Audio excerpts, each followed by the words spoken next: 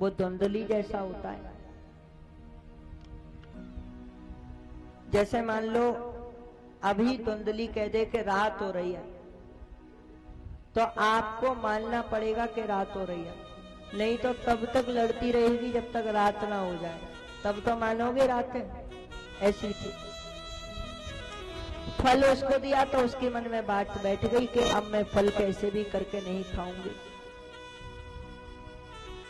बहन आई, बहुत समझाया, नहीं मानी, तो बाद में गैया को फल खिला दिया। बहन ने कहा मुझे कुछ पैसा दे दे, मेरे भी बेटा होने वाला है, संतान होने वाली है, मैं अपनी संतान तुझे दे दूंगी, बस कुछ धन दे दे। धुंधली ने कहा पैसा तो मेरे पास बहुत है, चाहे जितना ले ले। पैसा दे करके बेटा ले लिया, और वो जो फल संत ने दिया था वो गाय को खिला दिया। बेटा हुआ, उसका नाम रखा धुंधकारी। बड़ा दुष्ट था। ये धुंध जो होता है ना, आप लोगों ने सर्दियों में देखा होगा, कोहरा कहते हैं, धुंध कहते हैं, जानते हो? धुंध जब सामने आती है ना, तो चाहे दिन हो या रात हो, उससे मतलब नहीं है, आगे का दिखाई देता ही नहीं है। धुंध में आगे का दिखाई नहीं देता। ऐसे ही जो दुष्ट लोग होते हैं, उनको चाहे ज्ञान से समझाओ चाहे अज्ञान से समझाओ, उनके पल्ले कुछ नहीं पड़ता। स्वयं ब्रह्मा भी समझाने आ जाए मूर्ख को तो नहीं समझा सकते। कुछ लोग ऐसे होते हैं धुंधकारी। अंधेरा हो तो प्रकाश से दूर हो जाए, प्रकाश रहता है तो कुछ जरूरत नहीं पड़ती, अपने आप ही दिखता है। लेकिन जब धुंध हो तो बड़ी दुविधा है, चाहे रात हो या दिन हो। ऐसे ही बच्चों, मूर्ख को समझाना ही बेकार है, ज्ञानी को भी समझाना बेकार है, क्योंकि वो समझा समझाया है। अल्प ज्ञानी बड़ा खतरनाक होता है। जो थोड़ा ज्ञानी होता है, आपने एक कहावत सुनी होगी, अधजल गगरी छलकत जाए, सुनिए। मटकी में पानी रहता है, जब लेकर के आते हैं पनघट से, आधा भरा ही रहेगी, अगर मटकी आधी भरी रहेगी ना तो पानी ऐसे ऐसे उछलेगा, और फुल भरी रहेगी तो पानी उछलेगा नहीं, आराम से आ जाएगा। जिसके पास थोड़ा ज्ञान होता है वो ज्यादा उछलता है, जो परम ज्ञानी होते हैं वो कम बोलते हैं।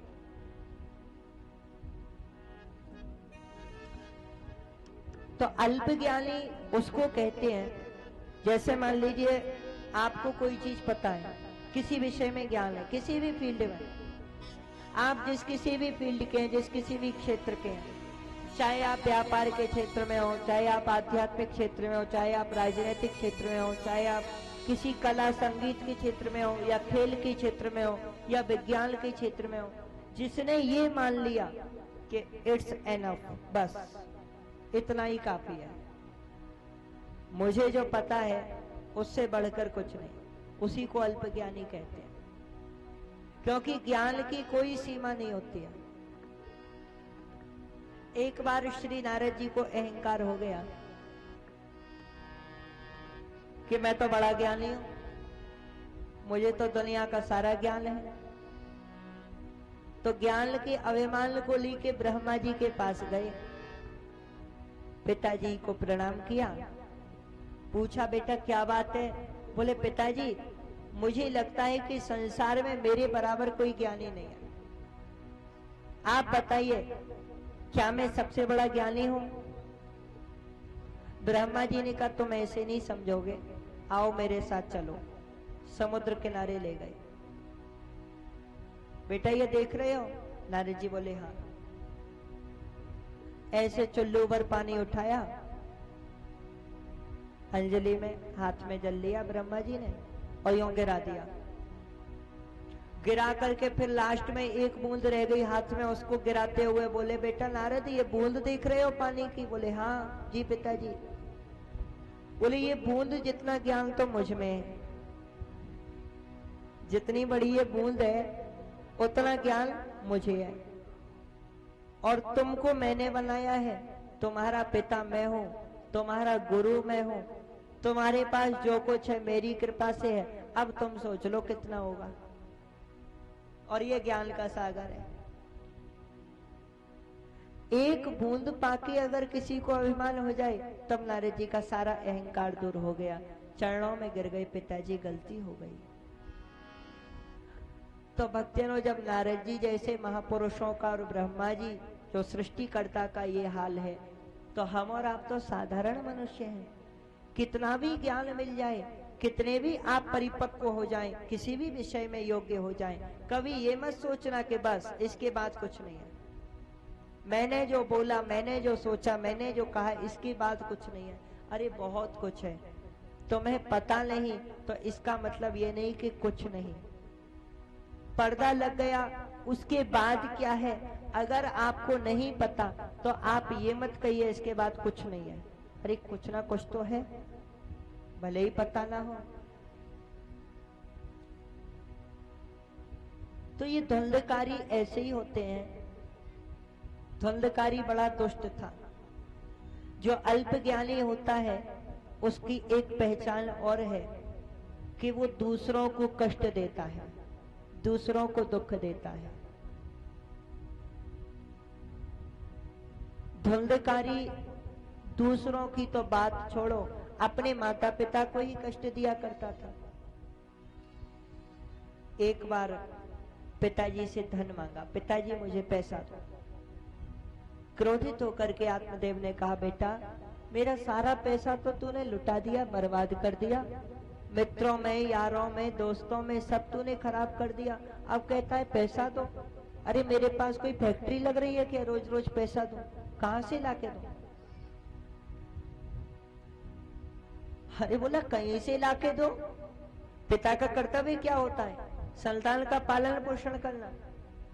आपका कर्तव्य क्या है? अगर मैं कुछ मांग रहा हूं तो आपको देना चाहिए, कहीं से भी लाओ, मुझे उससे मतलब नहीं है। मुझे धन चाहिए, मुझे पैसा चाहिए। और जितने मित्र हैं सबसे ज्यादा कंजूस मैं हूं, और आप कहते हो मैं ज्यादा खर्चीला हूं। मुझे कुछ नहीं पता, धन चाहिए। गंदी भाषा का प्रयोग किया, ऊंची आवाज में बोला, तो भला कोई पिता ये कैसे सहन कर लेगा कि मेरा बेटा मेरे से ऊंची आवाज में बात करे? आत्मदेव को भी सहन नहीं हुआ। क्रोधित होकर के उन्होंने छड़ी उठाई मारने के लिए। जैसी डंडे से मारने को हुए, धुंधकारी ने ऐसे करके हाथ पकड़ लिया। बोला, पिताजी जिस भगवान ने आपको 2 हाथ दिए हैं, उसने मुझे भी 2 हाथ दिए हैं। आप लोग समझ रहे हैं ना? जिसने आपको 2 हाथ दिए हैं उसने, मतलब आपके हाथ उठ रहे हैं तो बनाने वाला तो एक ही है। आत्मदेव को बड़ा भारी दुख हुआ।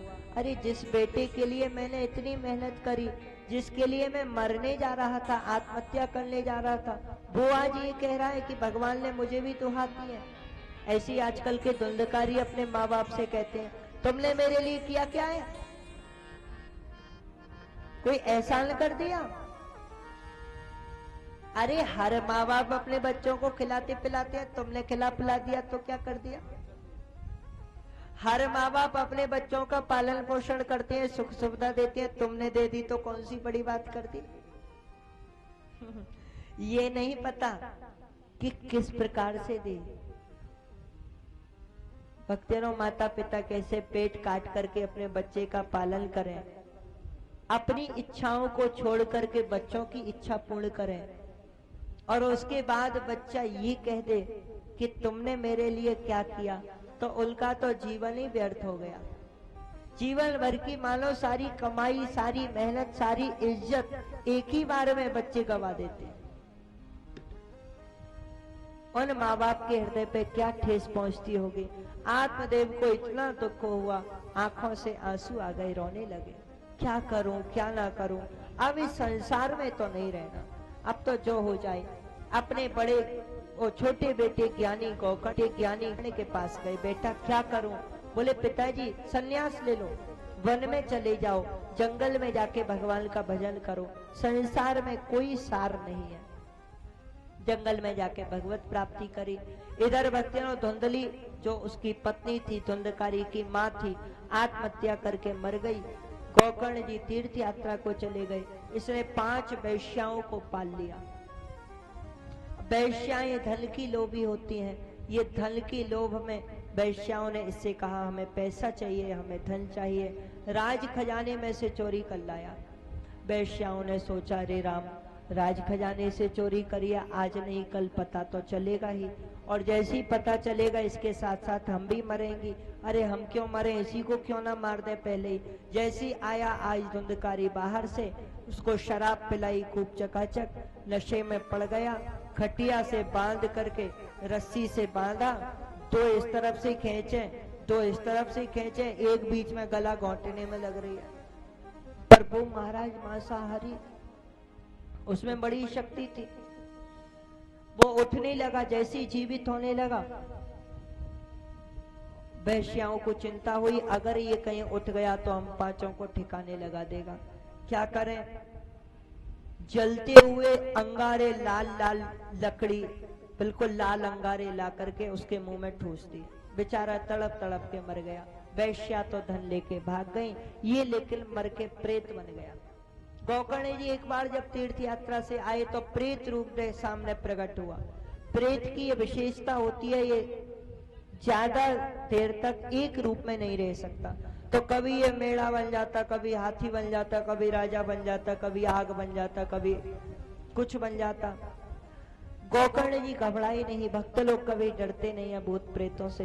गोकर्ण जी ने पूछा, रे भाई तुम कौन हो, क्यों बार बार रूप बदल के मेरे सामने आ रहे हो, क्या इच्छा है? बोल नहीं पा रहा था, ऊ करने लगा। गोकर्ण जी ने जल कुछ मंत्र पढ़ के, गायत्री मंत्र आदि पढ़ के छिड़का, कुछ पाप दूर हुए, तब बोल पाया, अहम भ्राता त्वदीयोस्मि धुंधकारी इति नामतः। भैया मैं तुम्हारा भाई हूँ धुंधकारी। अरे तुम्हारी सदगति नहीं हुई? मैंने तुम्हारे लिए गया जी में पिंडदान किया था। बोले भैया मैं तो महापापी हूँ, एक पिंडदान से मेरे जैसे पापी का उद्धार नहीं हो सकता, कोई और उपाय सोचो। ठीक है तुम आराम करो, हम सुबह सोचेंगे। रात भर चिंता नहीं आई, चिंता के मारे नींद नहीं आई गोकर्ण जी को। सुबह हुई, सूर्य भगवान के उपासक थे। सूर्य भगवान से पूछा, सूर्य भगवान ने कहा, श्रीमद् भागवतान मुक्ति सप्ताह वाचनम करो। श्रीमद् भागवत जी की कथा करो, मुक्ति होगी। पहली बार कथा करी तो धुंधकारी की मुक्ति हुई, धुंधकारी के लिए विमान आया। दूसरी बार मुक्ति हुई, दूसरी बार कथा हुई तो भक्तों पूरे चींटी से लेकर के कुत्ता पर्यंत सभी की मुक्ति हो गई। मनुष्यों की तो बात ही अलग है। ऐसा बताते हैं कि धुंधकारी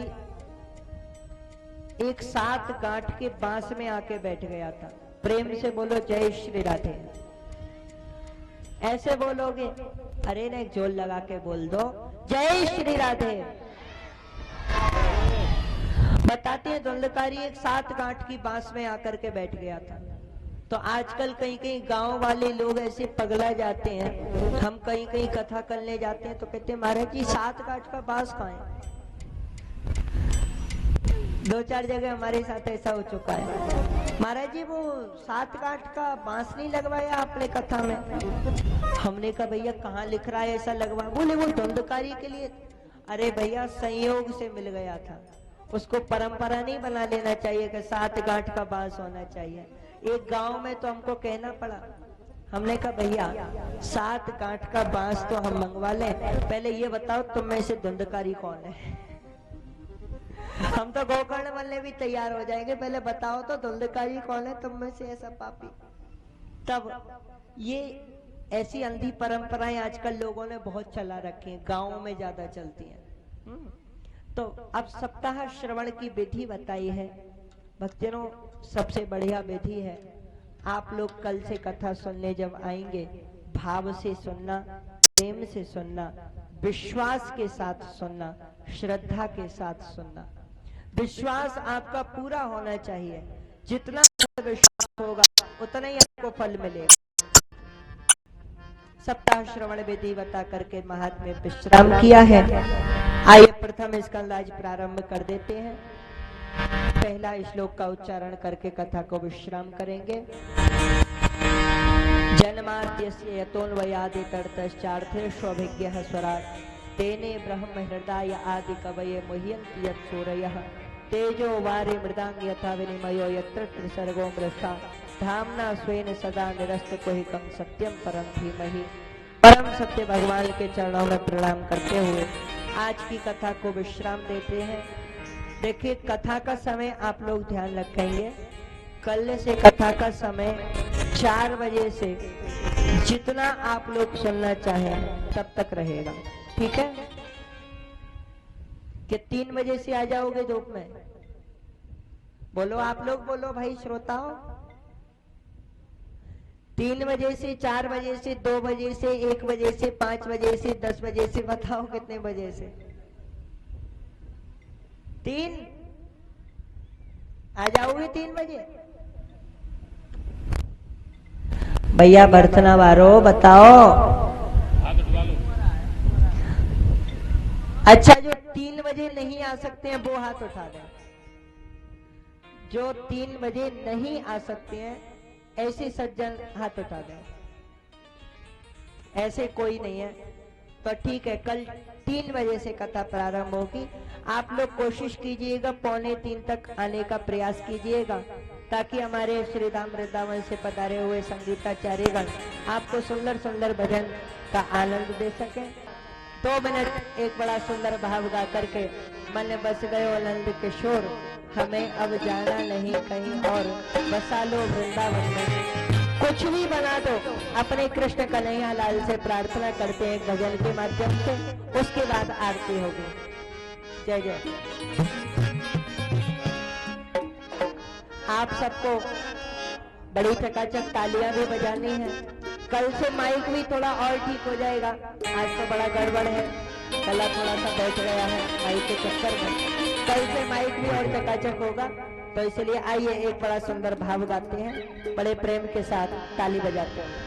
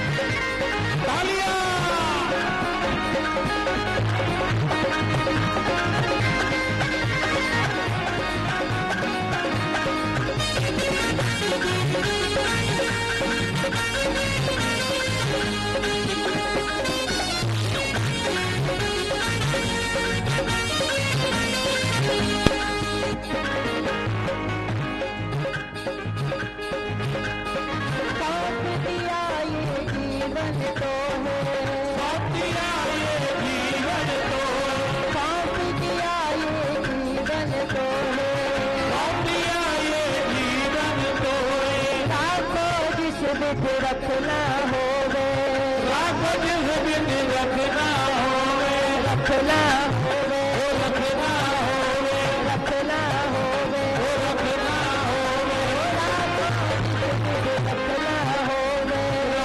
होवे, रखना होवे, चरणों में, चरणों में, चरणों में